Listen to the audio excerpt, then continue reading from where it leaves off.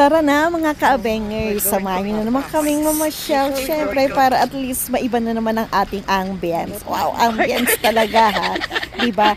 And then syempre, alam nyo na, anak ko, ang tagal ang lakas ng boses dito eh, diba? Hindi ko na i-adjust. And then syempre, sa pupuntahan naming park, isang bus lang, diba? And then bago kami pumunta, syempre, kailangan muna namin bumili ng pagkain natin, diba? And then kaya nga papunta kami ngayon sa isang store ng chicken.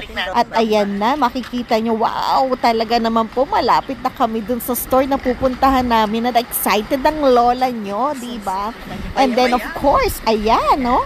Kita nyo naman, diba? At ang araw, talaga naman po, favorite namin yung araw na yan, diba? Kaya nga sa hapon kami pumupunta dahil we love sunset, diba? And then syempre, mag-e-enjoy muna tayo habang papasok tayo sa ating chicken store, diba? And then ipapakita ko nga sa inyo ano ba yung ino-offer ng chicken store na ito. Meron silang daily meals na good for $4.99. And then yung store na to ay hindi naman ganun kalakihan, diba? Kaya naman talaga naman po. At ayan na yung in-order namin, diba? And then syempre, from bus to park, maglalakad kami ng 10 to 15 minutes, diba? So, ganun kahaba-haba, kaya magandang exercise din ito, diba? At least napagpag yung ating taba-taba sa ating katawan, diba? And then habang ine-enjoy natin yung paglalakad, makikita ninyo, diba, na napakaganda ng paligid mula langit hanggang lupa, na talaga naman po ang floor ay may mga paintings pa yan, makikita nyo. At ayan pa, diba? So nag-iba kami ng anong tawag doon, direksyon ni Rufa. And then magmimit kami sa gitna niyan kasi itong lugar na to ay meron ding playground para sa mga bata, diba? Merong padulasan, may siso, diba? And then, syempre, sa aming mag-ina, hindi mawawala yung biril pagka kami ay magkakasama, diba? And then, ayan na nga, talaga naman pong todo-todo ang ginagawa naming pagpapaano dyan, diba? At talaga na pong naghahanap kami ng spot, talaga naman, diba? Syempre, we need to create good memories, happy memories, diba? Then, samantalahin na natin, diba, yung mga spot na talaga naman nakakaganda para sa ating pagkuha ng video at ng pictures, diba? And then, ayan na nga, si Rupa, umaaura, ay wala pa pala, ano ba yan? Ayan, umaaura-aura pa siya, diba? Kung paano bang posing ang gagawin niya, diba? At syempre, oh my God, kaya niyo, di ba? And then syempre, ang lola niyo hindi rin magpapahuli. At ayan na nga, papasok na kami sa loob para naman mahanap namin yung spot namin kung saan talaga kami kakain ng aming dinner, di ba? And then of course, ayun, diyan na naman yung araw, talagang hindi mawawala sa ano namin ng araw, di ba?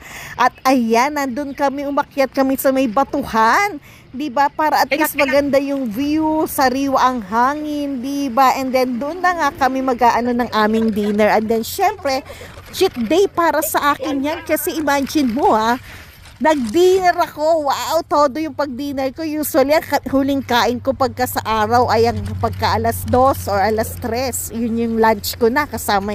But this time, diba? Wow, talaga naman po naubos ko. Grabe. Ako rin di makapaniwala sa sarili ko. Naubos ko yung 2 chicken plus may french fries pa. Oh my God, talaga naman todo kaming mag-ina, diba?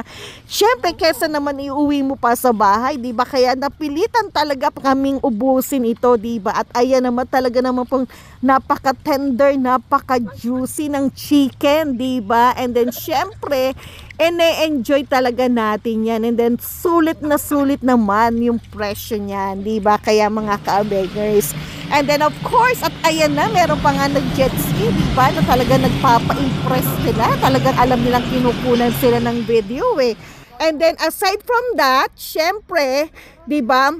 Ayan na, my God, ang lola nyo at ang anak niya talaga naman po, nag-istariray na naman, diba? Nag-enjoy na naman talaga sila, diba? Sige lang, go!